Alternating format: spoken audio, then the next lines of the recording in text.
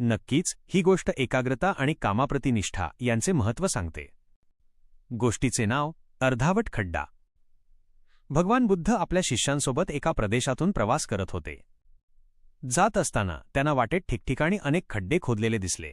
ते खड्डे पाहून एक शिष्य बुद्धांना विचारू लागला, महाराज, या ठिकाणी इतके सारे खड्डे कोणी आणि का खोदले असतील?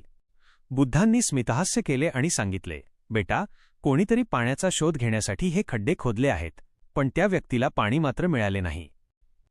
अस्वस्थ शिष्य. त्या शिष्याला आश्चर्य वाटले. तो म्हणाला, एवढे खड्डे खोदूनही पाणी मिळाले नाही, मग ती जागाच चुकीची असावी का? बुद्ध म्हणाले, जागा चुकीची नव्हती, तर त्या माणसाचा प्रयत्न चुकला होता. 2. बुद्धांचे स्पष्टीकरण. बुद्ध पुढे म्हणाले, जर त्या माणसाने वेगवेगळ्या ठिकाणी 10 छोटे खड्डे खोदण्याऐवजी एकाच ठिकाणी मनापासून खोल खड्डा खोदला असता तर त्याला नक्कीच पाणी मिळाले असते. त्याने थोडा खड्डा खोदला, पाणी लागले नाही की तो धीर सोडून दुसरीकडे खड्डा खोदू लागला. यामुळे त्याची शक्ती आणि वेळ दोन्ही वाया गेले, पण हाती काहीच लागले नाही. 3. यशाचे सूत्र.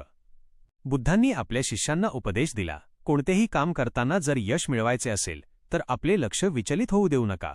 एकाच ध्येयावर लक्ष केंद्रित करा. फोकस. वारंवार विचार बदलल्याने ध्येय साध्य होत नाही. या गोष्टीचा बोध. मोरल. यश मिळवण्यासाठी केवळ कष्ट करणे पुरेसे नसते, तर ते कष्ट योग्य दिशेने आणि चिकाटीने करणे गरजेचे असते. 10 ठिकाणी लक्ष देण्यापेक्षा एकाच गोष्टीवर एकाग्र झाल्यास यश लवकर